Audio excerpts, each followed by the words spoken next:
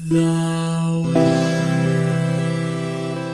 is saved.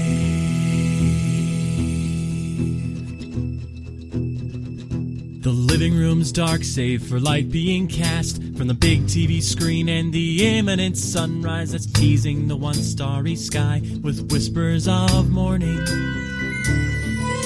Hey, George. Hey, Lions. How's it going?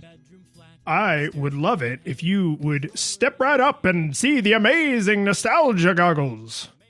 What is it about being a carnival barker that makes you have to throw your voice into your nose? Like, you just have to.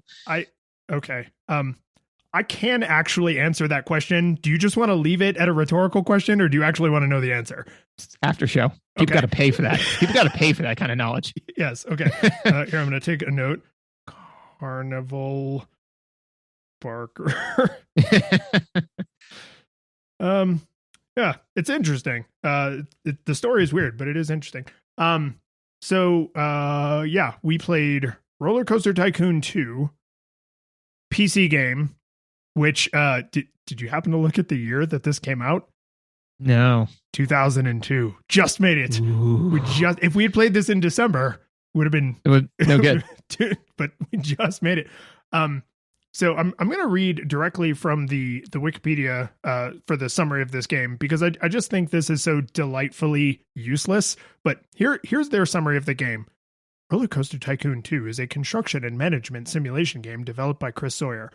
That's their whole description of what the game is. And then later in the gameplay section of the Wikipedia article, then they go on to explain that you manage an amusement park and you have to complete various goals to complete the larger scenarios, and you try to attract people with different kinds of rides and stuff. And then they go on and actually explain what the game is. But a construction and management simulation game developed by Chris Sawyer is, it's succinct. It's not wrong, but I feel like the game has a lot going on. I feel like that you're right. It's not wrong. That would be like saying, Portal, a first-person shooter where you solve puzzles at the end of a gun. Yeah, not wrong.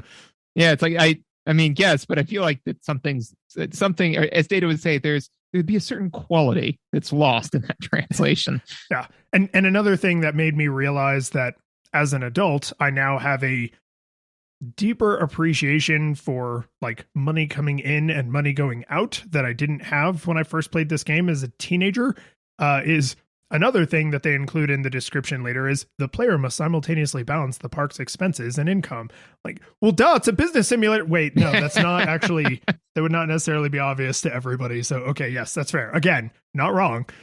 Yeah, he's like, hey, look, I'm running a business here, not a charity. Okay, and I will say that there were definitely a number of areas that having run a business where I was like, well, that's not how that would work. But did you play the scenario where you just have unlimited money? No, that's amazing. That's like playing on a real estate investor inheritance mode. Yeah. It's like if you could activate the infinite money glitch in SimCity by just starting to play SimCity. But no, there were definitely, we'll get into mechanics, but there were definitely some places where I went, whilst playing the game, I was like, you're telling me to get this critical thing that I absolutely have to have. It's dirt cheap, but this luxury thing that I don't need is way more expensive. Why would no park ever would have this thing. Yeah. What do you mean you're making $3 profit on a $4 t-shirt? How are these t-shirts being made? Yeah. Yeah. Anyways, what is your nostalgia experience for this game? Dude, I played the mess out of this game. I played this game so much. And the thing about this game is I realized this game is one of the terrible twos where I played the sequel way more than I played the original, right? I played Masters of Orion, but I played Master of Orion 2 way more, right? I played Diablo, but I played Diablo 2 way more, right? I played Sonic, but I played Sonic 2 way more. There's just some games where the sequel becomes the definitive one for some people. This game actually has an interesting backstory because RollerCoaster Tycoon 2 is actually basically just RollerCoaster Tycoon 1.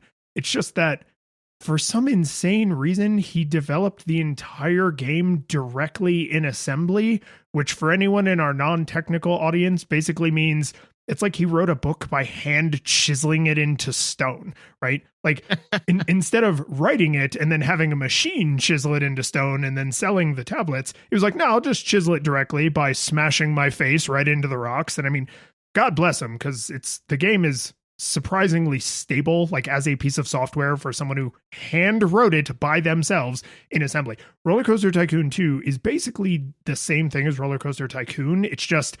It's written in more modern languages. It's been like stabilized. And I think that's when he started to get like partnerships with Six Flags and stuff, because it had taken off by then. But this game, in a lot of important mechanical ways, is actually not really dissimilar from the first game, but because that's where all the DLC was and that's where all the marketing and advertising was, it makes sense that for a lot of people, this game probably was the RollerCoaster Tycoon, right? It's not because it's better than the first one. It's because it's better than the first one in like imperceptible sort of behind the curtain ways, which I think is interesting, because like Diablo 1 and Diablo 2, totally different games. Sonic 1 and Sonic 2, totally different games, right? Like just massive improvements that are super obvious to the player. I didn't know any of that when I was a kid. I just really liked playing it. So for me, this is actually closing up a blind spot for me, because I did not play this as a kid.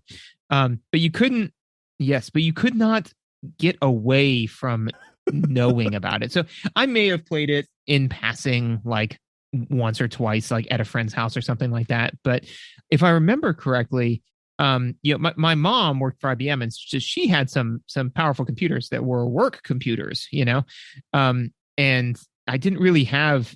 I was a console kid, I didn't really have too many computers that I could just play this type of game on.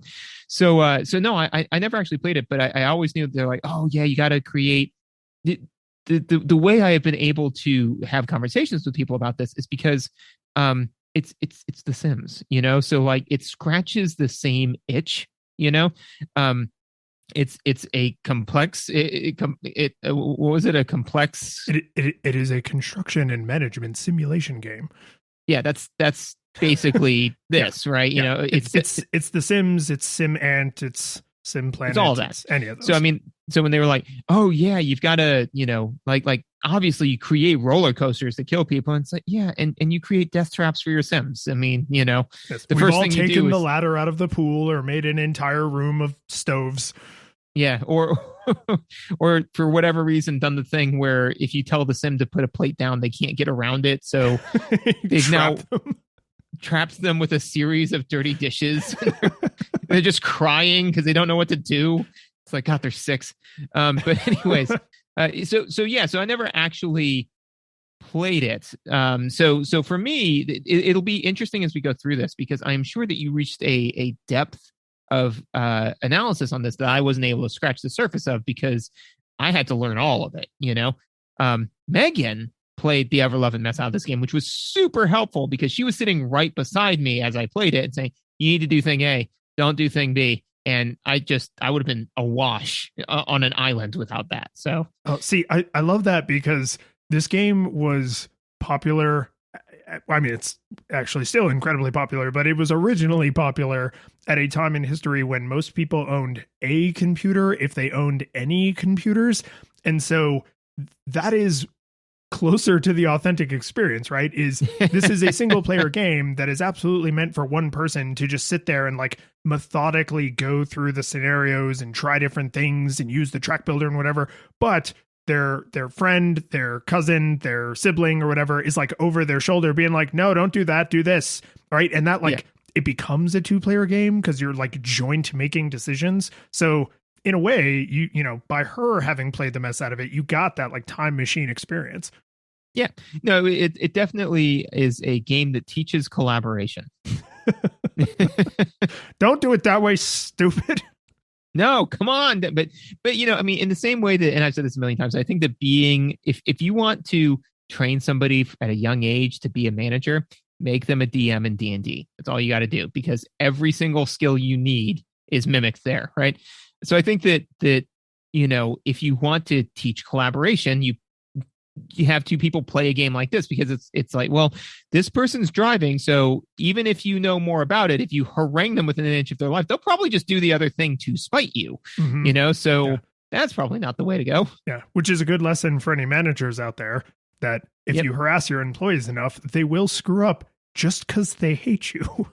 Oh yeah, no, absolutely. The same way that if you're mean enough to your players, they will try to derail your adventure. And when you say, I've got this amazing campaign built out in the city of Waterdeep with all of these Waterdavian characters, and then one of them says, let's go boating. I set the building on fire and then go boating. Got to get to the water. My clothes are hot.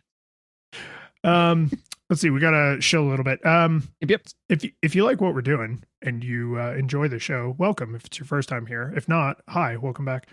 You can give us feedback by reaching out on Twitter. We have a feedback form on the website. These things are listed in the show notes.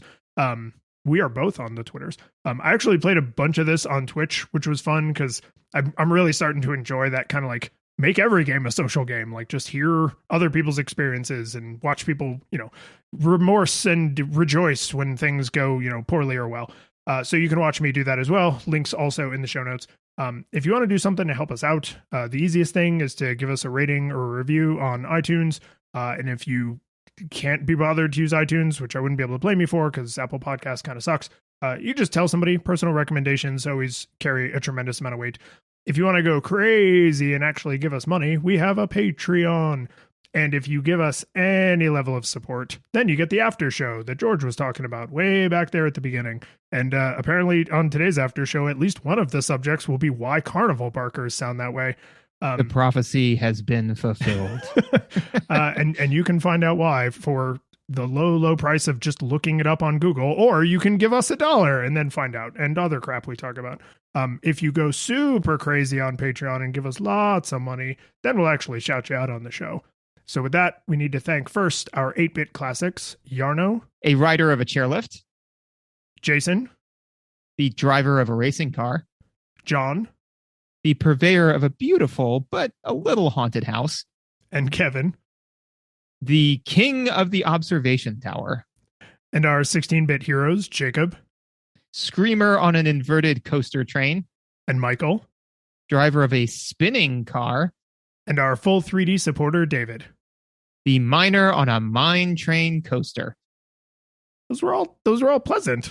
Like, yeah. Nobody really got shafted. Nobody really got rewarded. It was like, those were all nice and even. So, okay, just full disclosure. Always want to be transparent. When you started saying shield, did you see my eyes go wide for a minute there? Oh, you were doing that live. You were doing that in real time. Yeah. The minute you said let's chill, I suddenly had a panic attack where I was, oh my God, I didn't do the names. Not even a little. So in the time that you said that, I had to think of what the structure I was going to use was.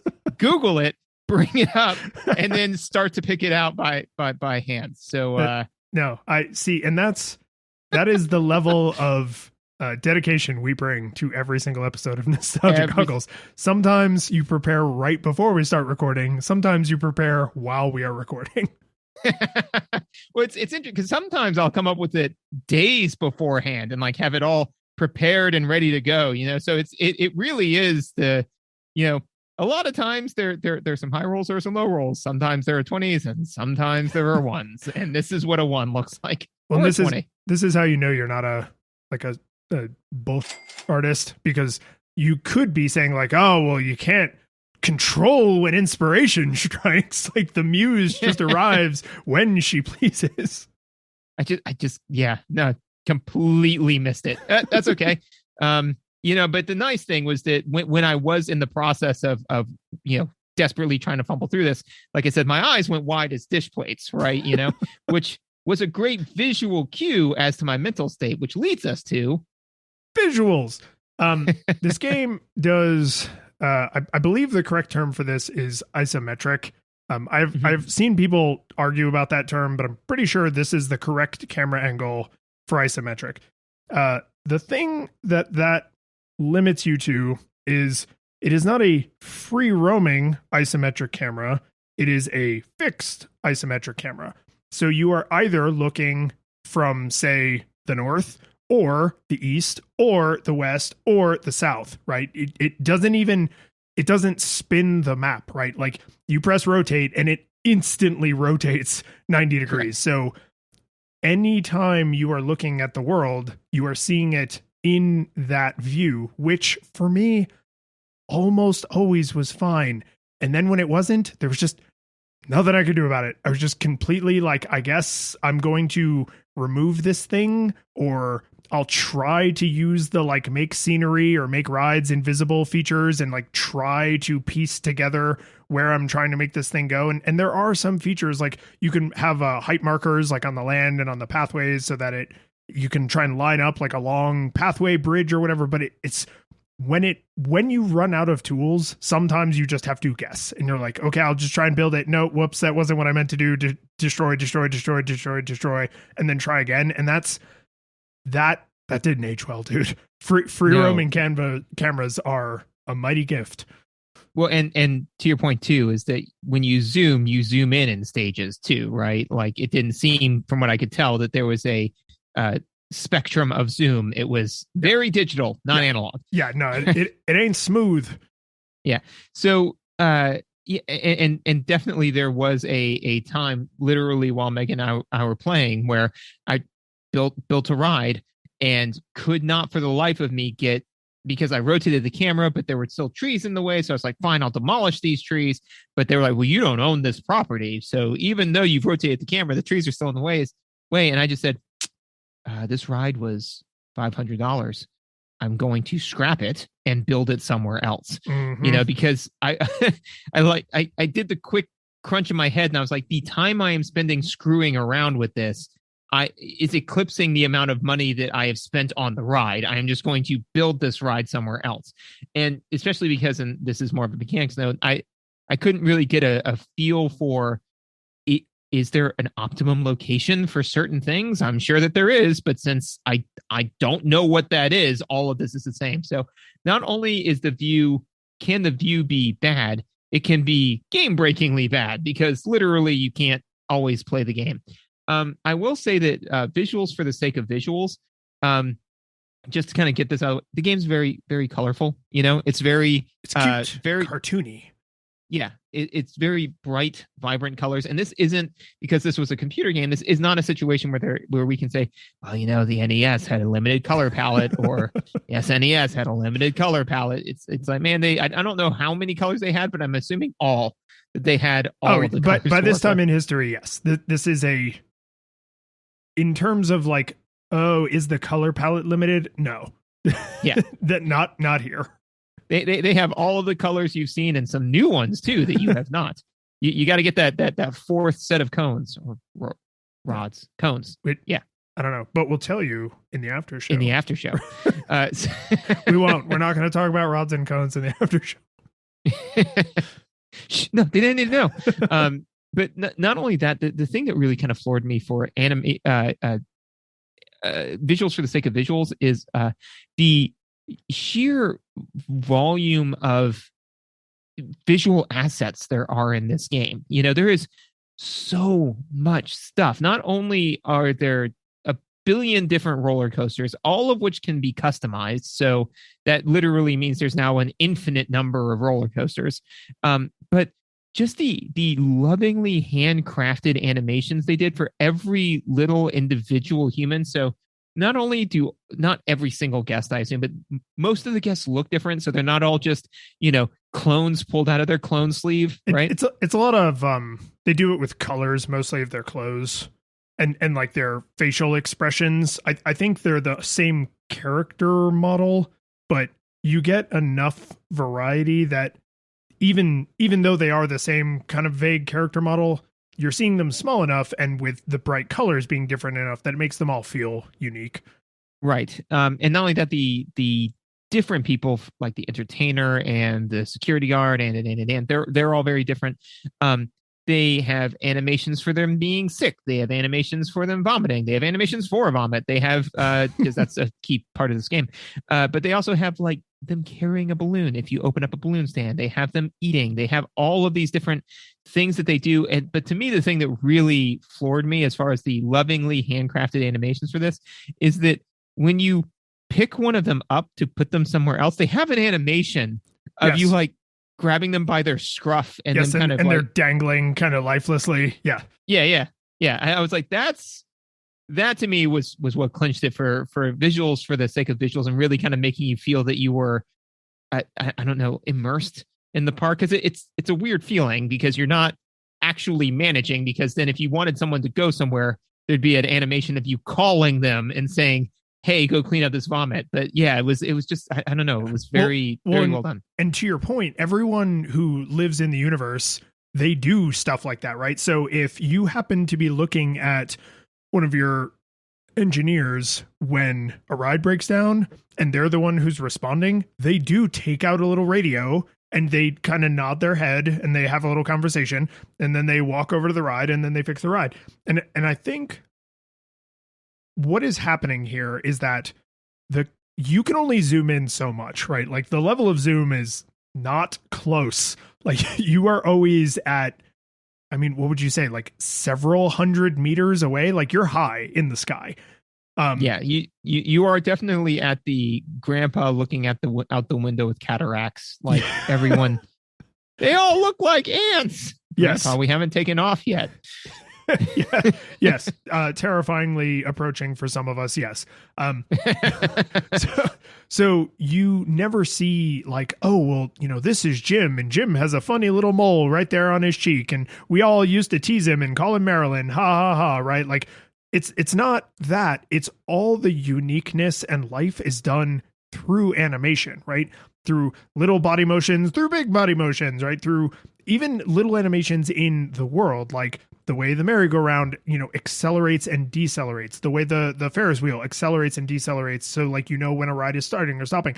On the roller coasters, you can see the like shoulder harness go up and down, or like the lap bars go up and down. And I mean, you're hundreds of feet, if not hundreds of meters in the air. So the fact that just that little shift in color makes your brain go, oh, the lap belt just went down. It's like, no, one brown pixel moved to the neighboring pixel, but it's just crafted in such a way, and the animation is done so, I want to say like expertly, like it's done so thoughtfully that your brain just happily goes along with all of the little tricks.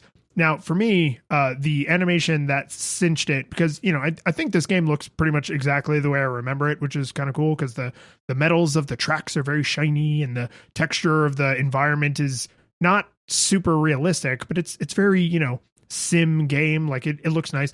The animation that cinched it for me, and just like, these are good visuals. When you win a scenario, everybody stops what they're doing and applauds for you. So they all turn and look toward the camera, which they should not be able to do because now they're looking like down the middle of a 90-degree rotation. And if they're carrying balloons, they drop their balloons. So all the balloons that are in the park like fly up into the sky at once, and everybody like claps for you. And it's just like, I don't care that this doesn't make any sense and that they're completely breaking the fourth wall. Like, this is friggin' delightful. This is so charming. Like, it made me want to finish more scenarios just to like get the little round of applause. Feel this. This is God. Yes. I'm God. Yeah. Well, that's the thing, right? There's probably a joke in there about like, of course, the animation you loved the most was, 500 or 1,000 people, but you get it. Thousands, George. My parks were masterful. Thousands of people were applauding me. I mean, to be fair, if I was to take that shot, I would then have to admit that I did not beat a scenario. So, you were just jumping around. Yeah, I mean, I one of the things that I do, as you know, and we've probably discussed on this, is that the minute that a thing stops bringing me joy, it is out of my life. So, but again, I'm doing this to review the game. But I can tell you that when it says you have to have 1,500 people in your park at once by October of year 2, and it's August of year 2, and I've got 500 people in the park, I'm not finishing that scenario. Like, it's a lost friggin' cause. So I just dumped out a new one. I'm going to say this really quickly right here, and then maybe this will be another thing we talk about in the after show. The community around RollerCoaster Tycoon is super active. And there's a mod for this game called Open RollerCoaster Tycoon 2 because it's an open source re-implementation of the game. And it's just quality of life improvements as far as the eye can see. Nice. And one of I didn't use any of them because that would have tainted my experience. But one of the things that I saw on their website is finish a scenario as soon as the conditions are met. Mm-hmm. So you can say, I'm really good at this game. I will finish the scenario in the first 6 months. I don't need 3 years. And I'm not going to wait 3 years for the scenario to be over. So you can just say, okay, I met the condition. I'm done. Right. And so like, there's a bunch of little things in there that I think are super interesting and worth talking about later if we get around to it. But I'm 100% with you. Like, multiple scenarios that I finished is because I met the conditions and then I went and made a sandwich and just had to leave the game running because there's no way to say like, okay, I did it. Yeah. And on top of that, like, because it drives Megan insane because she's a completionist, right? You know, so I've literally put down a 1,000-page book with 10 pages left because I was like, I get it. You friggin' monster. And she's like, don't you want to know how it ends? I'm like, I know how it ends. These things happen. She's like, but yeah, but what about the last couple of pages? I'm like, did anything earth shattering happen? She's like, no. I'm like, no, I'm not going to read it. I don't really care.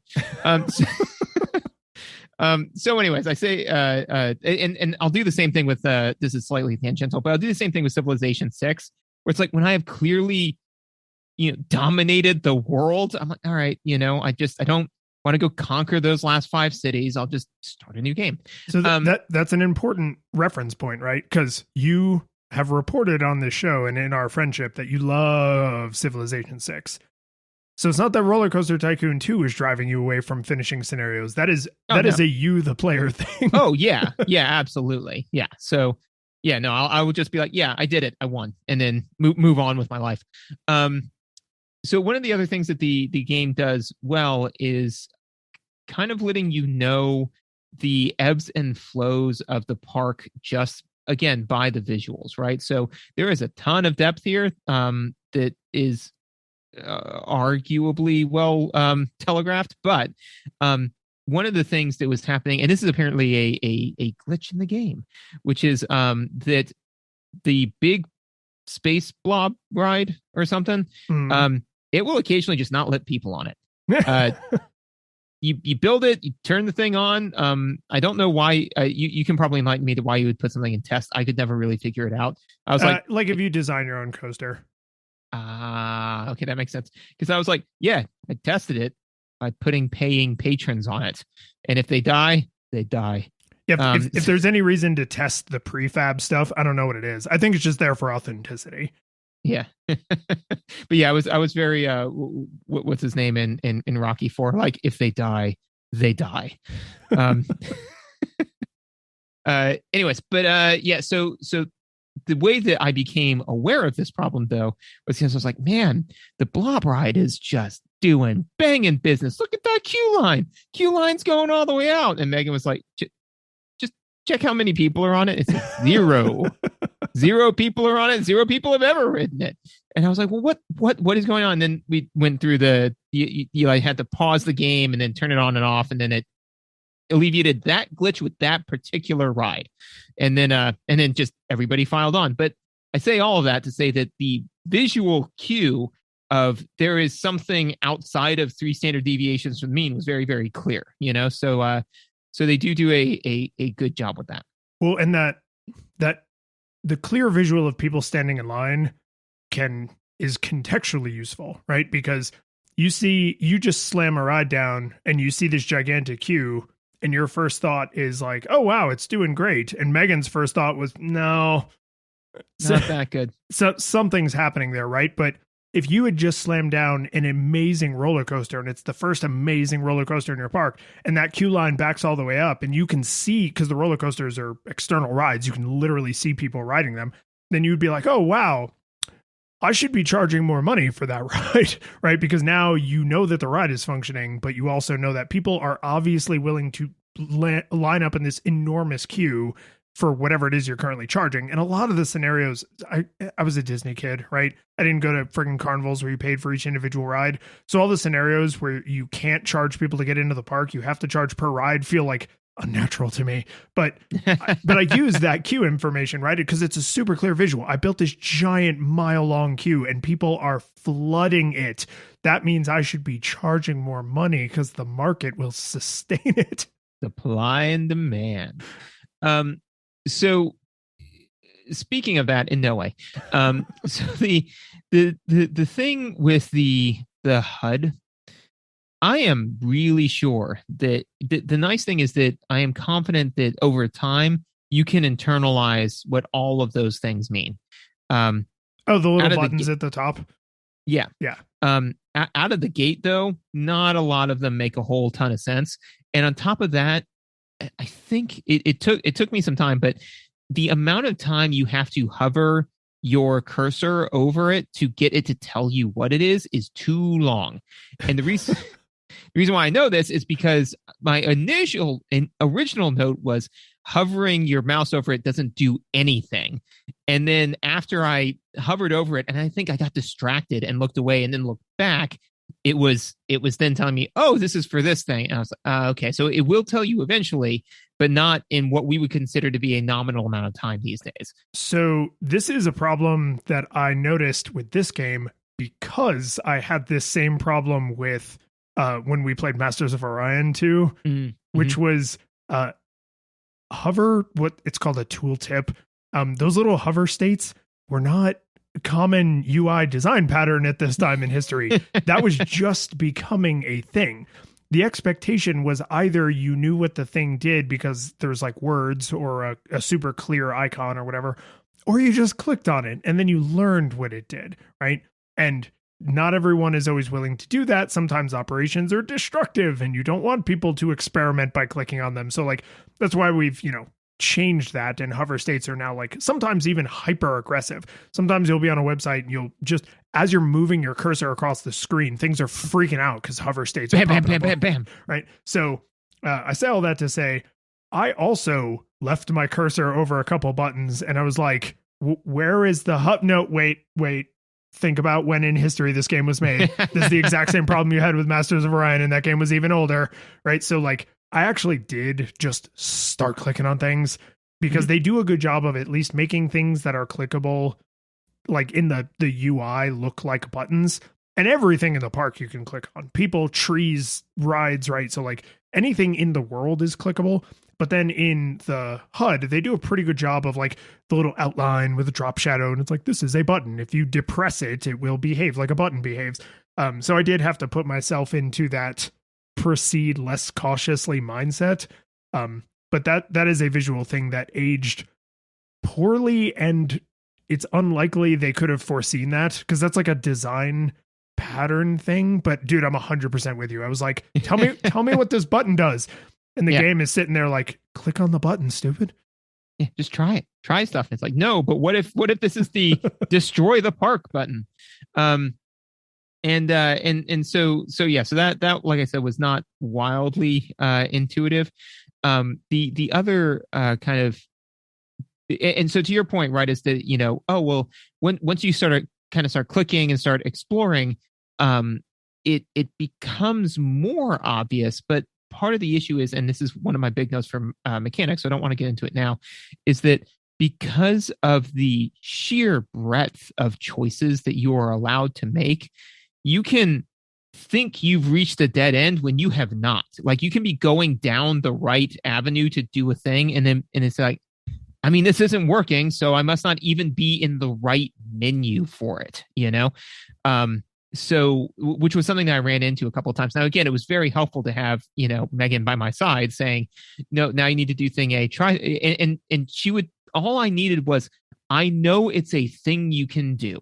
I know that was the information. So I was like, there is a treasure chest somewhere in this dungeon, and I haven't found a treasure chest yet. Therefore, I must continue exploring, as opposed to, and then, oh, look, there's a secret, trap door here or whatever. Right.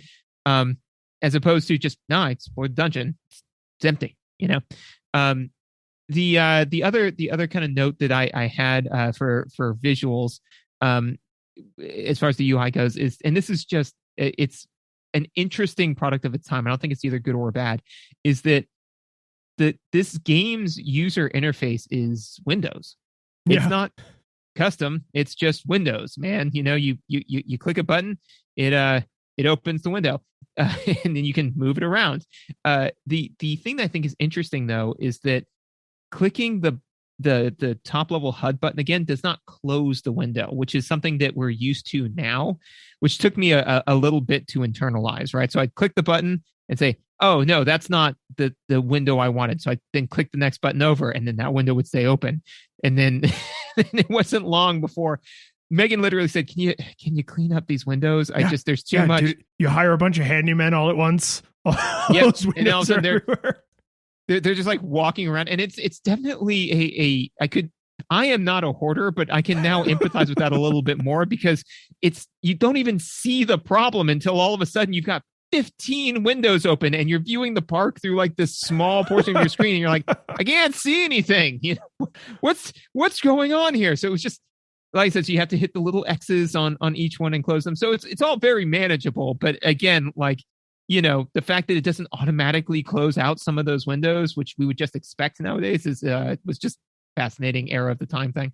Yeah, and that kind of game UI through boxes over the world is that's every sim game, right? Every sim game is your interface to the world is boxes that tell you things about the world or let you make decisions about the world. You don't go down and bend the steel of the track with your bare hands, right? It's just not that kind of thing. But that means like window management is now an important feature of the game, because you have to manage all these goddamn windows.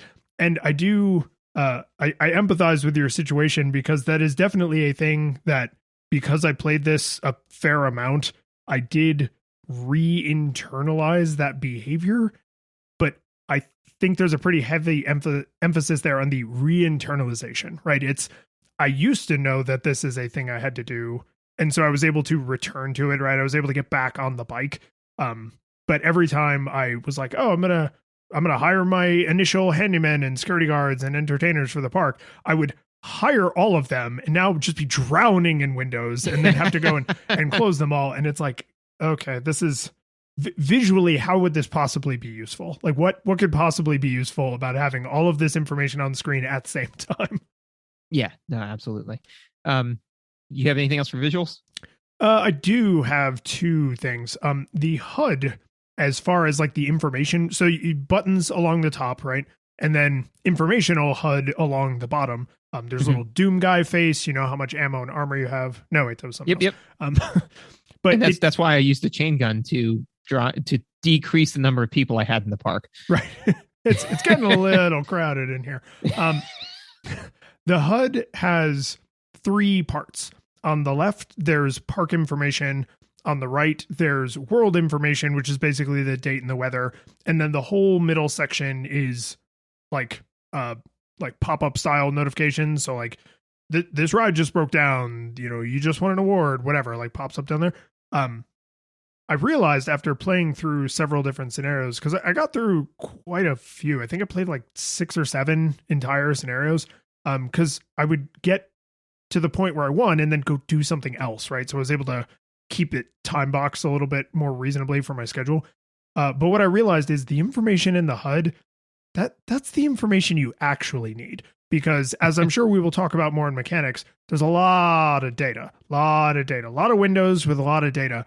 But if you're just a kid trying to beat the scenario, here are the things that are in the HUD. What is the current date, which matters if it's a time box scenario, which a lot of them are. How much money do I have and which way is that going? How many people are in the park and which way is that going? And what is the rating of the park and which way is that going? And basically every single scenario that I looked at has those 4 things as the key pieces of information you need to possibly win that scenario, right? It's either all or at least some of them. And so I thought that was very thoughtful to say, we're going to take up this, because this game's from 2002, right? Monitors were not the giant endless oceans of pixels that they are today. So mine were. Well, your mom worked for IBM. So you had, this precious real estate at the bottom of the screen, and they were like, okay, we're going to make it so that if you're just trying to have fun and beat the scenario, the most critical information, essentially your health and ammo, is right in front of you all the time. And I was like, that's good, because they could have shoved a lot more crap onto the screen that's not closable, where there is no little X on that window, and they didn't. And I appreciate that, because sometimes you just want to look at the damn park. You got all these rides and all these people and stuff, and like, you want to be able to see it. But I do also appreciate that you can't accidentally close out those critical windows and then forget to reopen them, and then something goes catastrophically wrong and you're sad. So like, yes, please use those few pixels in the corner to make sure I always know, am I going bankrupt? Are people flooding out of here because it's like a health hazard? Like, what is the current trajectory of my park? Yes, no, I agree with that completely. And I will say that, it's more of a mechanical note, but the speed at which you are making money, is the fact that you are making money is helpful. The rate at which you're making money isn't displayed as quickly or easily, and I think that would be helpful for a novice, because the first scenario that I did, so the problem with any game like this is that once you fall behind, the chances of you catching up is low, right? It's the same thing in a civilization game, which is that once it's a positive feedback loop. Once you start to win, you are very likely to continue to win, and once you start to lose, you are very likely to continue to lose. I say all that to say, with the first scenario that I had, is I was like, yeah, man, everybody likes my park, got a good rating, making some money, it's going pretty good. I've got like a third of the number of people in this park that I need. And I've got like 6 months left. Okay. Well, I guess I got to build more attractions and more stuff, right? And it just was not enough time to close the gap. So I think that some information on like, hey, you're tracking, where you are to your goal would have been nice to have. But that being said, is at least knowing that I'm not hemorrhaging money at the seams was good information to have. Yeah, that's true, because the current state of things and their trajectory. You don't have that relative to any other objective. That's a good point. Yeah, but you said you had another visual note? Yeah, dude, this is just a weird one. When I was a kid, I remember caring so much about how the park looked, like how the rides were organized, and like how the park was themed. Like, are there trees? Do I have lanterns? Right? Because again, Disney kid, like, theme parks to me are Disney World, not Six Flags, right? And RollerCoaster Tycoon is Six Flags. I mean, they literally had a partnership with Six Flags. Disney puts a lot of emphasis on how it looks, how it feels, the whole immersive thing, right? I didn't care about any of that this time. Every single time so like, you can research, different rides and stuff. And one of the areas of research is scenery and theming. And I would literally go in and just turn that off, because I was like, don't spend a minute of your time or $1 of my money on that, because I don't care. I don't care. And as far as I can tell, the people don't care either. And so I just ended up, all of my parks just look like these bizarre, here's a million theme park rides with these insane zigzagging queues so that we can cram as many people into them as possible. It's like the theme park a robot would go to, like everything just in neat rows with zigzag queues, like completely unappealing to look at. I mean, orderly, but like not pleasant. What you did was you built the mechanism of theme parks, right? Like you built the truly lawful neutral, because what you did was you built your goal wasn't to produce a theme park. Your goal was to produce money, and you did that. Well, and I closely monitored customer satisfaction and everything. Everybody was fine, because otherwise you wouldn't get the money. Well, yeah. I mean, yeah, no, I was not walking through the park and saying like, do you think it'd be good if I put flowers here? How about a tree over there? They didn't ask for trees. I didn't give them any. Right, exactly. Because that's the thing, right? Is that you got into the roller coaster business to make money. You're no longer the wide-eyed child who got into the theme park business because they wanted to create a place where children could live out their dreams. You got into it because if you didn't create the exact themes, the exact things that they wanted, then you didn't get your quarterly bonus. So like that's yeah, and that is, I mean, honestly, like, that is a little sad for me because I want to be Walt Disney, but I'm busy and I'm old and tired, and I only had the time to be John Six Flags. Well, I think you wanted to be Walt Disney in his 30s. Instead, you were Walt Disney in his 70s. I think that would be 50s. I don't know. I don't know. You have now eclipsed the amount I know about Walt Disney. He died young and tragically. Oh, bummer. Yeah. Yeah. Well, audio or no, that was super happy transitional note. Yep. So for the audio, one is the songs are all, from what I could tell, themed, right? So all the music is it's hard to say like, oh man, it had a banging soundtrack, because most of the music was carnival music, because it's for carnival rides. Well, or it's themed carnival. So it's like fantasy carnival music, medieval carnival music, space carnival music. Yeah, so I wouldn't say that any of these songs are bangers, but I will say that they did a great job in, putting you in again, like creating that experience, right?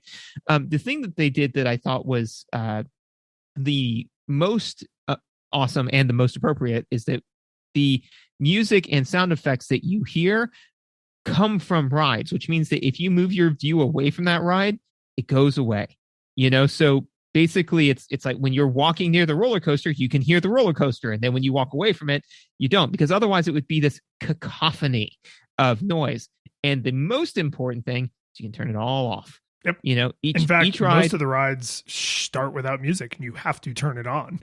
Right. So yes, which I think is hypercritical, because if you get tired of hearing somebody scream wildly because of the haunted house that you built, you don't have to hear it. And it's very easy to turn it off. So it's not, and because it's a la carte, it's not like, oh, well, I don't like listening to the haunted house ride, so I don't get to listen to any of it. It's like, nope, you can turn it off item by item. So I thought all of that was very well done and very appropriate. I actually, I had one park there. I had to build like it's a really stupid scenario. It's like build like 10 roller coasters, 10 different types of roller coasters, but you have infinite money and it's not time boxed. It's one of the really weird scenarios. But I just gave them all the same music. So anywhere I went in the park, I was listening to this one consistent piece of music, which thematically made no goddamn sense, but it just created like this nice little experience. So if you as the player want to even push it that far where you're like, I think this is pleasant, because they're all Muzak, these aren't songs, they're tunes. So like if there's one tune in there, because most of the rides I think all have the same options available, maybe with like a few exceptions. So you just put same song on every single ride, and then you don't end up with that like, oh god, there's a million different things playing, I'm gonna kill myself. Like, it's at least now it feels more like the game has background music as opposed to you're hearing the sound coming from that ride. So that even that kind of customization is an option. Yeah, no. So I felt that, like I said, like that was kind of the all of the, I can't think of any sound effects that were done to make you aware of a thing mechanically within the game. Most of it was all ambiance. That's the noise that the little scroller notification on the bottom makes. It sounds like an old fashioned, like a telegram or like that like radio broadcast thing. It's like, yeah, you're right. And that was very helpful, because whenever that hit, I would then look to the bottom to see. But that may be the only sound effect that's like, hey, move your eyes to this part of the screen, right? Nothing else requires like a snap. It's not a bullet hell game, right? It's not, your monsters aren't descending on you. You never have to like snap your attention to the threat. So it's nice that the only thing that makes an alarm noise is an alarm. Yeah, because I'm trying to think, because one of the games I've been playing recently that I think does a great job with audio cues is Hades, because it there's a lot of things that are kind of going on that not under the hood, because they make you aware of them, but you can get a boon from chaos that expires at a certain time, and that has its own sound effect. When certain things impact or stop impacting. They all have their own little sound effects. So you can eventually kind of internalize when you hear a noise and you don't need to go check what's going on. But this one, I think it's appropriate that the only noise that it has is look at this thing, because that's all it needs, right? It doesn't need 15 different noises for, oh, well, this is what the sound it makes when a ride breaks down. And this is the sound it makes when this other thing happens. And you have to then internalize all that stuff. It's like, this is the sound that then makes you read the thing that says what's going on, right? Yeah, you're being paged. You get a text message. Yeah, exactly. The ride's broken down and you're like, oh, well, my mechanic will take care of that. And you just quickly look at your mechanic and you're like, yep, they're taking care of it. Or, oh no, I need to go hire a mechanic, which I will say is probably one of the most unrealistic things about this game, is that there's an infinite, infinite source of trained labor that can start immediately, I wonder, is this the first video game review ever to like grind its teeth at like, oh, it'd be nice if hiring people was that easy. Like with all of the fantastical nonsense video games we've played, like that's where you're like, come on, like you could get a skilled worker in the park that quickly. Yeah, come on. I mean, like what you're telling me is that all I had to do was basically jump on Indeed and then click and then find a person's resume and like click on it. And then all of a sudden they are hovering in front of the problem by the scruff of their neck, dangling. And I can just drop them. Yeah, man. I mean, that's an employer. That's the dream, right? I love the idea of like, I know you said you didn't play this game as a kid, but like, 17-year-old George is like, I can build the roller coaster of my dreams. And mid-30s George is like, I can hire people. And like, somehow you find those equally satisfying. Yes. Yeah. No, it's because they're both equally unrealistic. A 17-year-old building a custom roller coaster and a 36-year-old being able to hire somebody in that time frame. Yeah, that's about the same. Anyways, they were talking about audio before I went. Yeah, I think we were. Go for it. I'm out. Oh yeah. Well, oh geez, that's short even for you. Yep. So here is a super negative thing about the audio, and this is, I think this is happening for technical limitations at the time, and there's just nothing that playing this on modern hardware can do because the way the game was designed. That's my suspicion, which is, you mentioned when a ride is off screen that you cannot hear the noise that ride makes. Mm-hmm. Some rides are large, like roller coasters. And they can be partially on screen and partially off screen, which means if you have a thrilling roller coaster that has people screaming on it, sometimes their screams go, because they're going on and off the part of the screen that you can see the track for. And so their screams, they don't fade in and fade out. They instantly are at full volume and then they're instantly silenced. So it's just, I mean, you can just scroll the screen a little bit to one side, or you can zoom out a little bit, because they do actually duck the volume as you zoom in and out. So when you zoom way far out, everything sounds like it's a million miles away. You zoom all the way in, you get the maximum volume. But the borders of the screen, those are impervious sound defenses through which no, it's like the vacuum of space. Like no audio can travel over it. And so it was like 1,000 voices all cried out at once and were immediately silenced. Yes. And then they came back and then they got off the ride and we're very happy. This it was like a mixture of having a Death Star and the Dragon Balls. Yes. I mean, the Death Star is round, so obviously.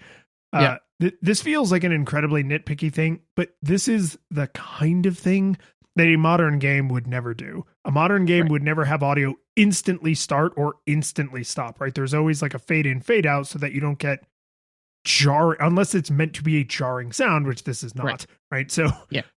It's just, and it sounds so comically unnatural, right? Like to just have these people like enjoying the ride and then all of their sound is instantly gone. Again, like it's super nitpicky, but because once you have a fairly sophisticated park, there's a lot of this going on. There's a lot of people on roller coasters in all directions, and it's hard to have all of them completely under screen all the time. So the larger your park is and the longer you play in some of the scenarios that just go on for ages, you can really run into this more than you would think. Yeah, I can imagine. And again, to your point, is that it's not that the game would never do that. It's that somebody would say, this is jarring. We should do something about it, right? Or this is jarring, and that's what we wanted to have happen, you know? Yeah. But definitely it is interesting that, and I'm wondering kind of what it's a function of. If it's a function of the fact that nobody builds games in their basement anymore. Nobody self-codes and whatever the heck you were talking about before. That just doesn't, whatever the ASCII or assembly. Yeah. Nobody assembles things like that anymore. So you've got a team of people looking at it, right? So, you've got somebody who said, hey, I just made this new thing. And then somebody fresh can sit down and experience it. I know that there's a extra credits where James was called in to help with a game. And after like 15 minutes, he's like, I'm sorry, how do you open the inventory? And the team said, triple click the player. And he was like, what? Why would I have known that? Right. And the thing was, they'd just done it for so long that they were like, oh, it's intuitive. So I get the feeling that after you've just been playing the game for hours and hours and hours and hours, this type of thing drones out. So a team of people would be likely to catch it, but an individual or even in the modern day, you would do like a beta on Steam, like Steam Early Access or whatever, right? So players would be like, oh, wow, the shrieking is incredibly jarring. I would really love it if there was not quite so much shrieking that instantly started and instantly stopped. And it's just weird, right? Because one of the many people playing the game for free before they decide to pay you for it would be like, I don't like this, and I'm going to complain about this free thing. But then the designer, Chris Sawyer, would be like, thank you. Right. Yeah, right. It's I appreciate that. Like, oh, what an ungrateful jerk complaining about something so stupid, like I am doing right now. But yeah, at this time in history, like it was way closer to the, geek in a California garage style of, the lone designer. So I guess I'll give him a pass. I don't give him a pass. Do you have anything else pressing for audio? Nah, I mean, dude, this is a sim game. All of the meat is in mechanics. A lot of games, the meat is in mechanics, but for sim games, holy moly. So here's the big note that I kind of stitches a lot of my smaller stuff together, which is because I spent a lot of time kind of thinking about it, which is I hit a couple of frustration points with this game, which I knew was going to happen. It can always happen with any game. It can especially happen with older games, and it can super especially happen with older games that have this level of depth. But what I think that this game does is it allows you to make wrong choices, not suboptimal choices, wrong choices, which is something which is something that I think is like I said. So to compare it to Civilization 6, right? Is that fair? No, yeah, totally fair. Yep. So is that there is a whole bunch of different ways you can play this game. You can go for science victory, you can go for military, and or you could go for all the different types of victories. And if you're going for a certain victory type, then building certain things does not make any sense, right? Like I can count on probably one hand the number of religious districts I've ever built. All of my communities are hyper scientific and entertainment based. Like they are just made of entertainment and science, because that's the way I want to live my life, and that's the way I want my cultures to live their lives, right?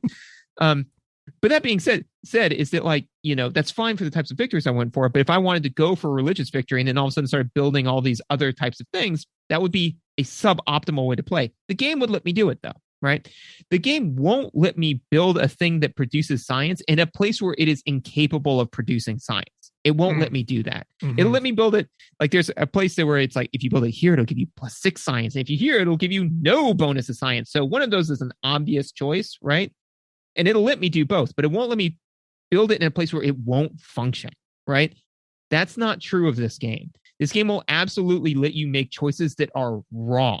So like I tried to build and part of the issue is that there's not really, from what I could tell, an undo button, so. No, you gotta delete it. And you get a fair amount of your money back. You get like 85 or 90% of your money back, but it's not 100.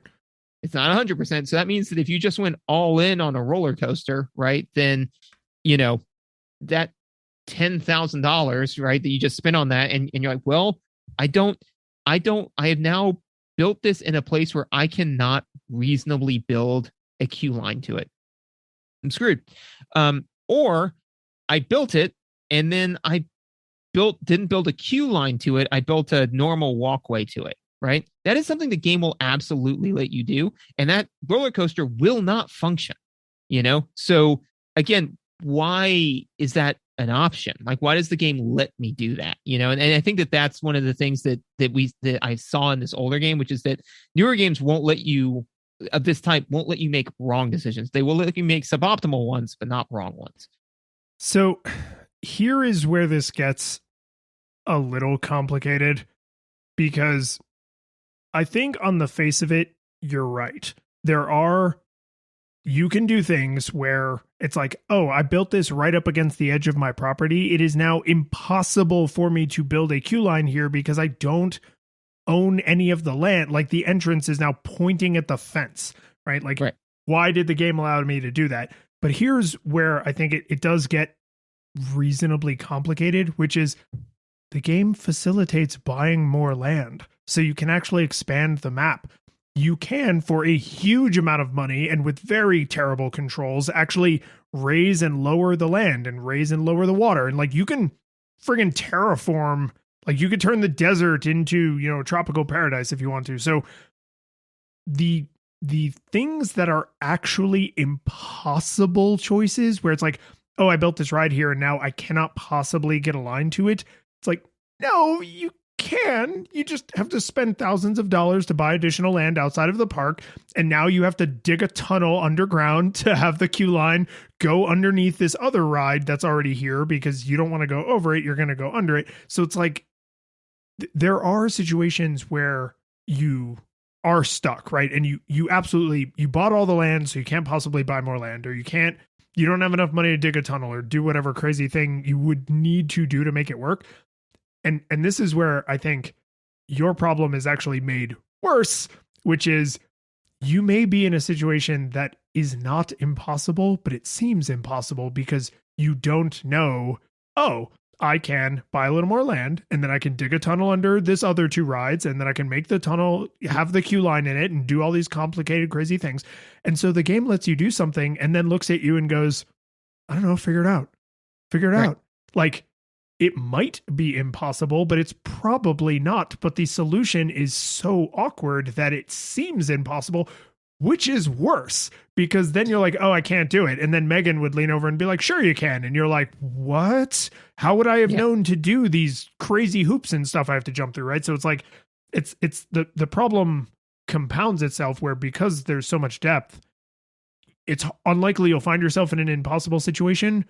But there's a lot of situations that aren't impossible that look impossible, which is also not the kind of feedback you want the game to give you. Right. Yeah. No, I mean, and to your point, right, is that there are a lot of times, where so to me, the one thing that I can point to about being a wrong decision is it will let you build a path to the entrance instead of a queue line. Yes. And there's no magic. You can't right click it and say turn this into a queue line as far as I know. So like that, you're totally right on. Right. So yeah. So like that. So but then once that dam's broken, right, where you're like, well, they'll let me do this. Maybe they'll let me do other things, like, so once that trust is broken, it's kind of difficult to come back from. And then and on top of that is I think that, so for instance, the terraforming, right? Like that is something that absolutely you may want to do. And I'm glad that exists in the game. But when you're building a roller coaster, the main thing you want is to create a functional roller coaster, right?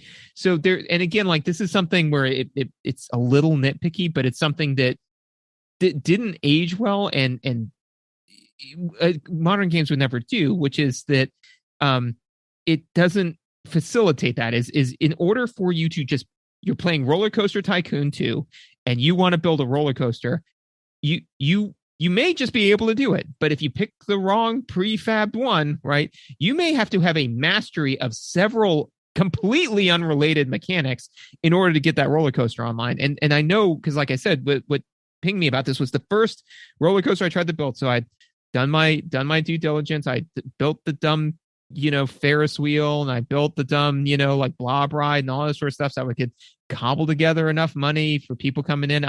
I even compromised my morals and built a circus because, I didn't. I mean, I didn't.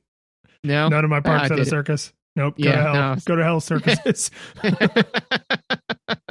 But I finally did it. I could build a roller coaster, and I picked one, and it had an elevated entrance to it, and I did literally spent probably about half an hour screwing around with trying to build an elevated walkway and trying to, and oh my God. And then all of a sudden I just got frustrated and said, nope, and just deleted the thing. And then I did not have enough money to build because of the money, thousands of dollars I lost on this venture. I didn't have enough money to build a roller coaster. So I went back to building things that I knew worked, And so again, like to say, like all you have to do is just say all of the roller coasters are just, if they're prefab, then they're prefabbed. And so like it's already got the built-in queue line, and there's nothing raised, lowering, just here's where you go in. So some of the rides actually do that because they're real world rides, or they were like created by like real engineers from Six Flags or whatever. And so they actually have the theming, and they have all kinds of crap around them, and buildings and trees and stuff, and the queue line. I had the opposite problem because knowing how, in my super robotic mechanist clockwork way I wanted to lay out the park, because you can turn off the theming. So for the rides that have theming, you could say, no, I don't want the theming. I just want the ride. And I would forget to do that. And I would slam the ride down, and I would see their dumbass version of the queue. And I would be like, that you can't fit hundreds and hundreds of people angrily in that queue. What is wrong with you? So now I have to delete the ride, and this is one of the worst decisions that they made in this game. If you put down a ride that is pre-themed and you delete the ride, it doesn't delete any of the theming.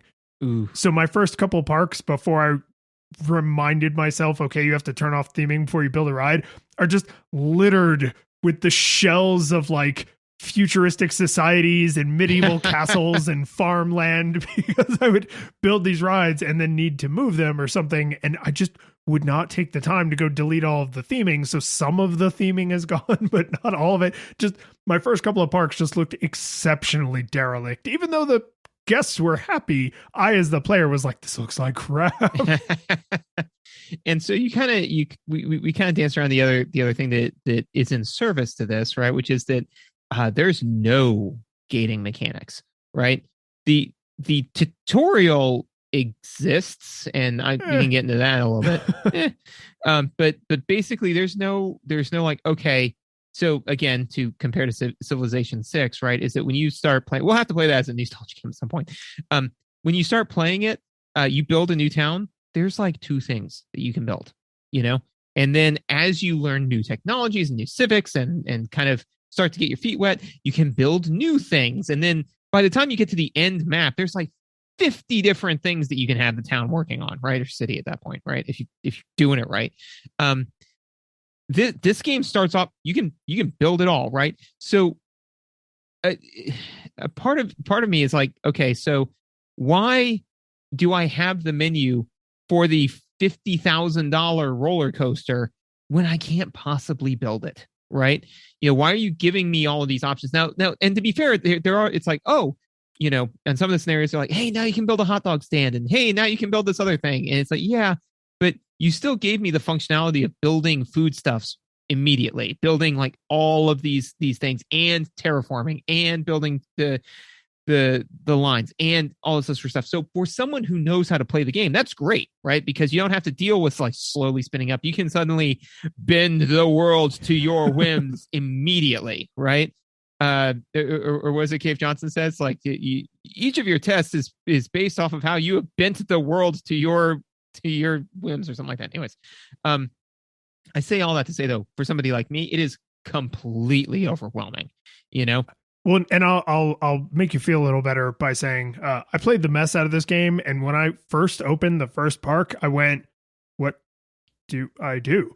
Like it was like a diesel engine, man. Like it took a minute for that to start back up. I would open a box and some window and be like, "Oh yeah," and then I would click on something in that window and be like, "Oh yeah, you can see all of this about all of these things, and all of this information is available to you." And okay, so I can do this over here and I can build this ride. And this is a quick, easy way to start getting people into the park. And then, okay. But there was like that took place over like probably a couple of hours, right? Of just getting my mind back into the space. And then over my entire remaining playthrough, there were still things that I was like, oh, right, there's this whole menu that just does this one thing in like a slightly more efficient way than going and doing it, individually. So even up through the last scenario I did, I was still rediscovering a game mechanic. So to have played this game as much as I did and sat down in front of it and just felt like I was at a friggin' space shuttle, right? Where there's just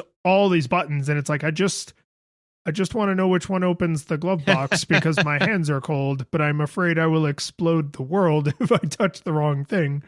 Well, and part of it, and this is probably a little bit my own hangups, but I can imagine that there would be some people that would empathize, is that, you open up a screen, you press a button and it opens up a screen with like 4 different tabs. And each of those tabs has like 15 different numbers on it, right?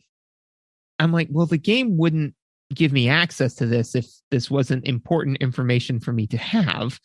So I should like learn about this because the game's happening right now. Like the park's open, And so then I'd open up another tab and there's another 15 things of numbers. I felt like somebody who was, running a business and people kept handing me more and more TPS reports. And I'm like, I don't know what any of this means, but I was hired to do a job. And it felt like Leela the bureaucrat, Mm-hmm. like when, where she's just like, there's no more places to put letters, when Hermes comes back. Right. Like, and so because of that, what I said is that the game has a cycle, right? Which is that you start, the theoretical cycle is you start off with a small park with a very small amount of money and you build rides which bring in more money, build bigger rides, bring in more money, build in bigger rides, bring in more money, right? That's the theoretical cycle. Cycle I experienced was start to have fun, get frustrated, start to have fun, get frustrated, right? Because I would finally start to feel like, oh yeah, like, all right, I got some money coming in, got some people. Ooh, I hired this person. That's fun. Somebody vomited. How do I clean that up? Like I can't clean it up. It's like, oh, well, you have to go get a maintenance worker to clean that up. Oh, okay. So then I finally, all right, now I know how to hire people. Okay, I'm going to build a roller coaster. Oh, well, no, I can't build this roller coaster here because of these arcane things that I didn't know. All right, So again, like that was the cycle I was having, which was right when I would, it was the, yeah, but you didn't, in like work, right? Mm-hmm. Where you're like, hey, I got that report done for you. You're like, well, didn't you consider thing A? It's like, you never told me to. And it's like, well, go back and redo it. And you're like, okay. Hey, I got the report done. Well, you didn't think about thing B, did you? Why didn't, oh my God, why? So that ended up being the game cycle for me. Yeah. And so here's a thing that happened to me. Did you play with the loan mechanic at all? No. Okay. You can borrow money. You can borrow a lot of money. And the penalty for that is that there is no penalty for that. And if you're an adult, like interest or anything like that, there's interest, I guess. But here's the thing: there's 5% interest. I think the amount of money you can borrow from the bank is either based on the scenario or it's based on the success of your company. So the smallest loan amount I ever saw was $20,000. So you start with 10. So borrowing $20,000 more is a lot of buying power. And I actually, when I first took the loan out, I was like, oh, like, is this going to come back and bite me later? And then someone in Twitch chat said something that I thought was very useful and succinct. So I actually wrote it down here. More loan equals more coaster. And, and the thing is, that was my lived experience of the game from that moment on. I would start a scenario, immediately take out whatever the maximum amount of money they would give me is, build a fantastical park, hire a huge staff, and then just pay back the loan if I felt like it.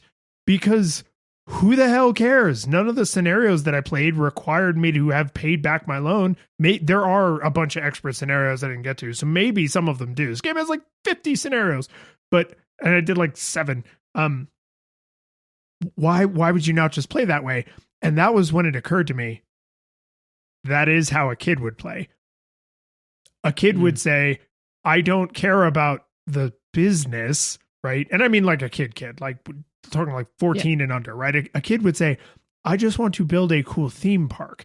And so that kid sits down, eventually somehow through trial and error learns how the loan mechanic works, takes out all of the money, and then just builds the park they want to build. And because you have to really aggressively script the financials to not have a at least like break even park, you gotta really try hard to not at least have break even park, because things have default prices, right?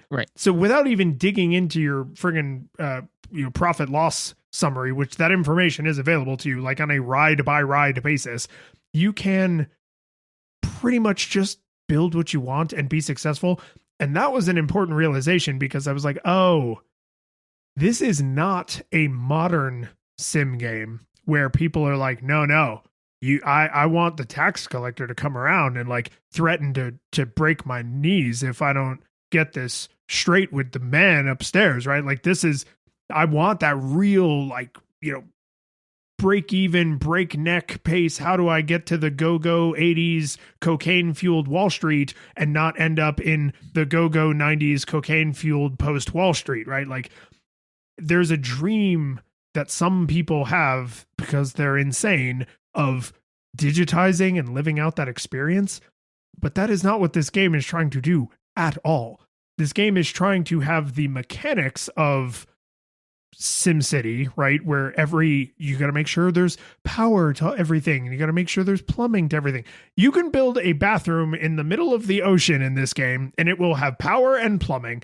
And if there is a walkway to get there, people will go to it, even though it's out in the middle of the ocean. No one will ever complain that it's a far walk. No one will ever say, "Oh, well, what's the radius that this bathroom covers?" No, just is there a bathroom at all? Because that is how children think. And this is not a negative thing, but I am not a children. So I had to very much force myself back into that mindset, because to bring this all the way back around to your point, the game doesn't tell you any of this. There's no solid tutorial. There's zero gating mechanics. So like, if you know basically how the mechanics work and you're in the right mindset, this game is super easy. If you're trying to play this with the sophistication of a modern sim game, this would seem unbelievably complicated, super hard. When there's a great quote, actually, one of the things that Civilization 6 does is whenever you discover a new technology or a new civic, it gives you like a quote kind of around that thing, which is great because it has made me seem way more educated than I actually am. Because like I'll say like, oh, I believe it was Winston Churchill that said that no matter how elegant the strategy, one should occasionally check the results. And people are like, oh my God, this guy must have like studied the. And like, no, I just I played Civilization. But how did you get a science degree and a liberal arts degree? Well, it's like Kerflurgan once said, "Flarp farp, that's liberty do." That's Latin. But there's a great quote, and I forget who it's attributed to, but as when you owe the bank $100, that's your problem. When you owe the bank $100 million, that's the bank's problem. And I've heard that before. And I love that quote. And but this, I mean, it's very much of that, where it's like, I'm going to take out, $100 million loan. It's like, when you going to pay that back? When I fucking feel like it, because there is nothing you can do about it. We played SimCity. We played Masters of Orion. Have we done any other Civilization style-y sim games? No, we've still got Civilization 2 that we got to play. Another number 2 game. But my point is, in those games, money matters. And sometimes you struggle to make money, and sometimes you think you're doing okay, and then a thing goes wrong, and now the money that was super reliable is now in question. Once I realized you could just borrow money at the start of every scenario and then just build the park of your dreams, and customers would just get on board as long as you met like the bare minimum to keep the park successful, money would never be a problem again. I was like, oh, this is right, because this is not that. This is not right.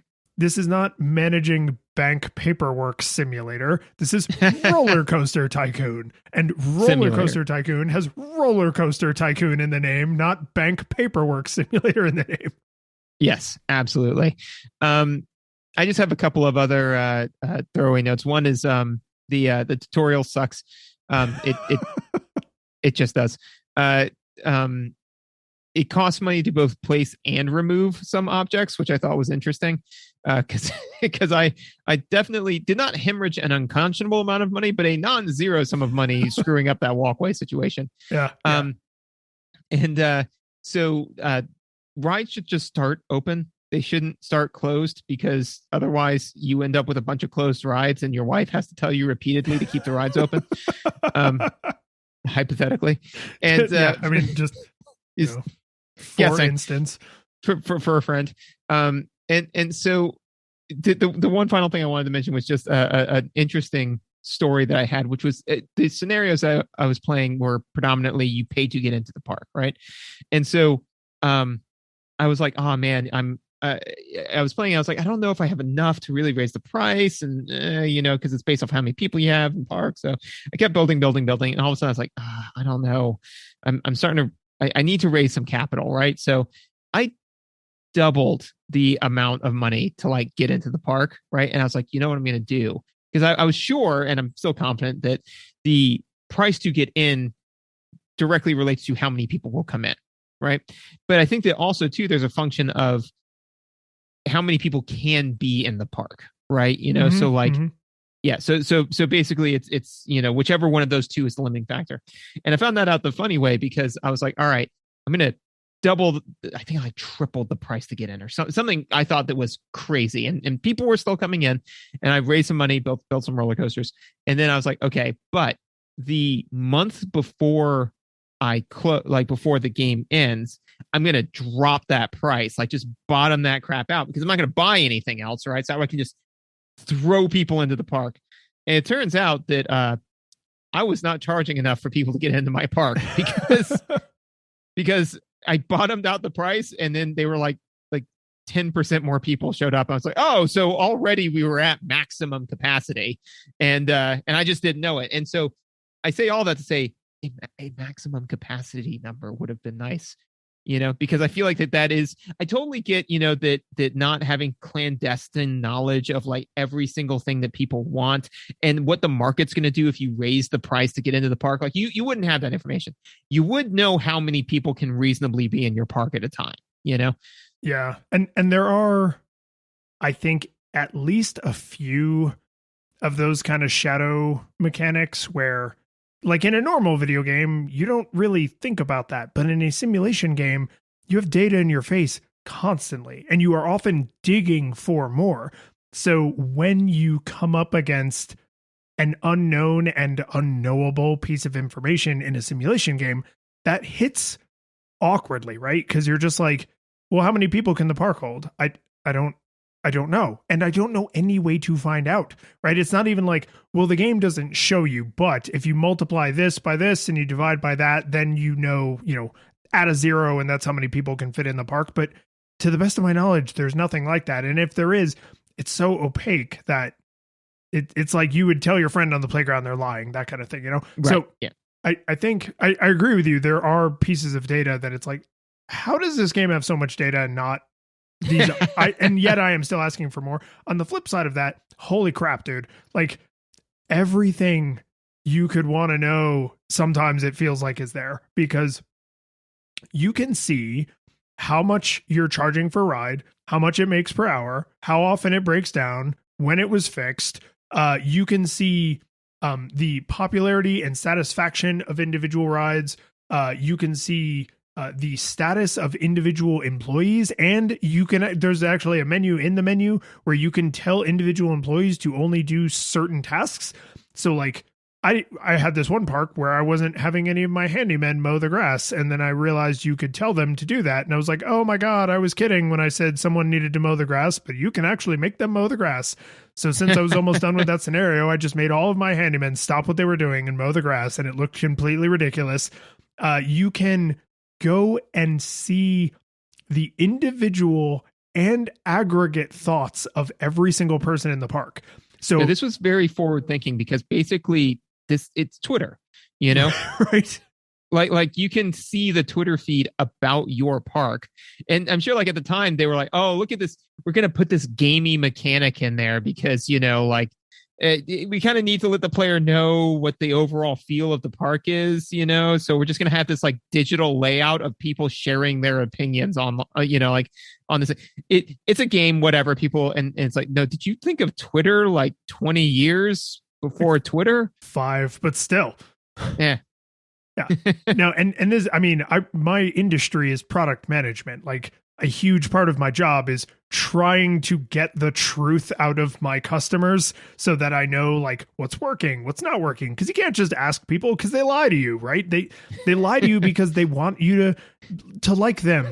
They want you to be happy with them, whatever, right? Like, you can't just ask people direct questions. So there's all these tactics and ways to get around stupid human psychology, but this is a direct telepathic feed into the mind of every single person. How much money are they carrying? Do they need to go to the bathroom? Are they hungry? Like, you compared it to The Sims. It's that for every single person in the park, which can be thousands and thousands of people. Sorry, I just was saying for your industry is it's like, it's like ego wrap there, but everything they say is cryptic. Nothing's helpful, and some of them lie to you. Yes, like that's he is talking about product management. That is amazing. But yeah, no, so I mean, like to your point, right? There is a million bajillion T data points, right? And so again, there is an incredible depth to this game. The question is just, how well does the game convey that information, and how much time are you willing to spend ingesting that information to play the game, which I think would be a great transition to whether or not it held up. But I don't know if you got more stuff. I just have 2 little throwaway things that I just thought were interesting. One is awards can be issued to your park, and they can be negative, which I just thought was cute. Like, I got an award for the most. I never got a Razzie. I ran good parks, but yeah, I got one award somehow in like all the scenarios I did, and it was most confusing layout. and to be fair, that was in the park where you don't actually have to build a park. You just slap down rides and then the scenario ends. So I didn't build a park. I just slapped down rides. And anyway, I just thought that was funny, like a cute little detail. The one other thing is, and you don't have an experience for this. If you happen to know for Megan, you could share. I didn't spend any time building death traps. I had a lot of memories of building death traps because eventually, in SimCity, you cause an earthquake or you make Bowser come or whatever. And that's fun. But not only did I not do that, I didn't even care. Like I thought about it once. I was like, oh, I should build a roller coaster that'll crash just to see that animation. And then I didn't do it. And I was like, oh, it's because I'm old now. Like, that's fine. But like, the compulsion to be a trickster god just completely left me. It's interesting because I think that you might get there if you spent that much time with the game, as I think that we have a 2-week play cycle. So I think that if you were willing to spend months on it, then eventually you'd be like, oh yeah, now let me explore this crevice that I didn't get to. But now let me explore the darker part of my soul. Yeah, like when I was in my 20s and I was playing Borderlands 2, there was like a way to do like a ROM hack of like a character or something like that to where you could give them like legendary items or something like that. And I actually did it because I was like, oh, I want these legendary items. I don't want to spend forever farming them. And I would never do anything like that now because I don't have time for it, but again, at the time I was like, oh no, this would be fun. So I think that that's probably less of a function of age and more of a function of time, especially because if you got to the point with the game where you had explored all the other mechanics to the point where now you were going to explore that, you would probably just put it down and play a different game at that point, So did this game hold up? I really coming into this wanted to give it a no nostalgia goggles because of the OpenRCT2 community, because a lot of the quality of life stuff we mentioned, that mod, which is free, by the way, this game costs like $5, and this incredible mod, which fixes all sorts of quality of life stuff, all sorts of modern computer compatibility stuff, completely free. But could I recommend this game to someone who has never played it without giving them a bunch of, by the way, here's how you do things, or here's like the RollerCoaster Tycoon wiki that will answer all of your questions that you are definitely going to have, right? Because no, I couldn't, right? Because the OpenRCT2 mod, which is super amazing, it does things like makes the rides auto default to open. It auto places workers when you hire them so that you don't have to hand place each person in the park. But you wouldn't know to turn those features on if you didn't know how the game functioned, right? So like those are all amazing quality of life improvements, but it's like the secret menu in a fast food restaurant. If you don't know you can order those things, then they might as well not sell them, right? It's the back room in a Blockbuster. Like, oh, what's behind the curtain? And it's like, well, if you knew what was back there, then you would be back there seeing what the selection was. But the fact that you're asking means you are not allowed back there. So it's like, I want to, because I had a great time playing this game. I want to give this no nostalgia goggles required, but I'm going to put 2 asterisks on this. It's a begrudging nostalgia monocle, and do yourself the kindness of playing this with this free mod. It's called OpenRCT2. I will make sure it is linked in the show notes. They're a very nice community. This is free. You should give them money if you like this game, because if you played this when you were a kid like I did, and you were really frustrated by the rough edges that we've been describing for 90 minutes, this sands a lot of them off. Not all of them, but a lot of them get sanded off. And that, I didn't play with any of those because I was going for the authentic experience, but I'm going to probably spend some more time with this game with all that cool stuff turned on. So nostalgia monocle, but for the love of God, do yourself the kindness, get the quality of life stuff. And yeah, and fortunately or unfortunately, depending on your seat, I agree with you. I think that you kind of have to go with nostalgia monocle just because the premise of it is, does it hold up to today's standards? And there are just a lot of things that this game does that would not be acceptable by today's standards. Like, is the game fun? Yes. I mean, like, this is definitely, I would consider it to be like the chaotic good of video games, right? Where it's like, it does a whole bunch of stuff that are considered to be like sins of the industry now, right? But it's fun. It's a fun game. Like, I enjoyed playing it, even though I said my cycle was between frustration and having fun, right? I still was having fun, and I could see myself losing hours to this game and enjoying the mastery of all of the mechanics.